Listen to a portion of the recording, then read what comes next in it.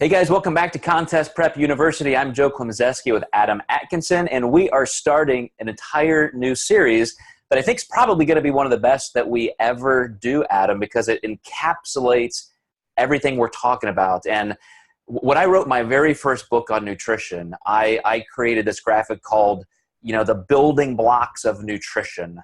And then I've seen people like Dr. Eric Helms create his pyramid of nutrition and pyramid of training. And the whole concept is, this is foundational, then this is the next step, this is the next step, this is the next step. And so in creating even the physique sport coaching tier for the National Academy of Metabolic Science, you can't help but do that. You create things and prioritize them. And so I wanted to take your idea, which was to do that same thing for peaking, and we've created the peaking ladder, the contest prep peaking ladder. So we're going to go through 10 steps, guys, 10 rungs of the ladder from the most important foundational step all the way to the very top where you're distancing yourself way above the crowd. And we're going to go through those steps. So the first one, Adam, is actually just having a successful contest prep. So the peaking ladder talks about the peaking process. You can't get to a good peaking process if you're not already in the ball game with contest conditioning, which, having the least amount of body fat that you need for your particular division and category. So what's the first thing that comes to your mind in just the importance of having that overall condition ready before you start that peaking process? Yeah, absolutely, being lean enough, because you can't really peak somebody if you can't see the peaking process.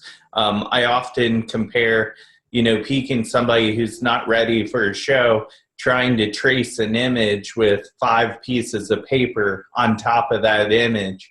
And, if you can peel off some pieces of paper, or in this case, layers of fat, you can see your work much better to, so to speak, operate on peak week. So you're not going to be able to really do a whole lot aside from lower stress hormone for somebody who's just not ready for their show yet.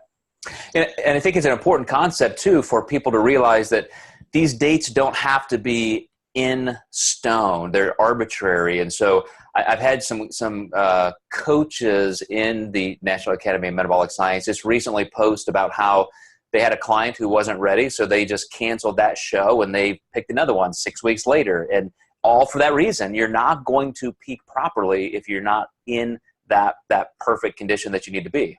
Mm-hmm. We all get excited, and we all, sometimes nowadays when people compete, they're announcing their dates on Instagram. And I think that puts pressure on people. And, I think pressure is great. That probably helped them push through their prep to try and make that date achievable.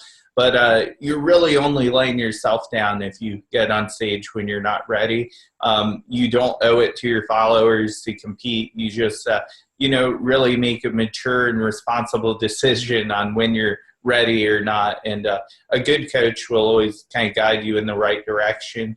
And I've obviously had people compete who I knew weren't going to win, but I also collectively try to meet a client where they are and what they're wanting to achieve. So is it their first show and they just wanted to get on stage, or were they like, I want to win the overall? So kind of understanding that as well is very important. Absolutely. Hey guys, we have an entire series on contest prep dieting. And so this is where Adam and I go through the phases of dieting and how we conceptualize them and what it really takes, because it does take you getting there early. I have a client right now who's getting ready for Masters Nationals and had to requalify, and he didn't think he had to. So all of a sudden he was hit with this piece of information. He's like, wow, now I got to compete 6 weeks earlier than I wanted to. I'm like, well, you're already ready, dude. Like, you're shredded. We're already in the metabolic building phase leading up to nationals, which we're going to talk about in the next episode. So done deal. And that's what you should conceive of when you start your contest diet is, I don't want to just dive in to that show. I want to be ready early and be able to do some of these things that we're going to talk about next. So you guys, this is going to be good stuff. I'm telling you, hang in there for the next 9 episodes. We just do 5-minute podcasts for these so you guys can get through this quickly. But you're going to love how the peaking ladder plays out. So thank you, Adam, and we will catch you guys in episode 2.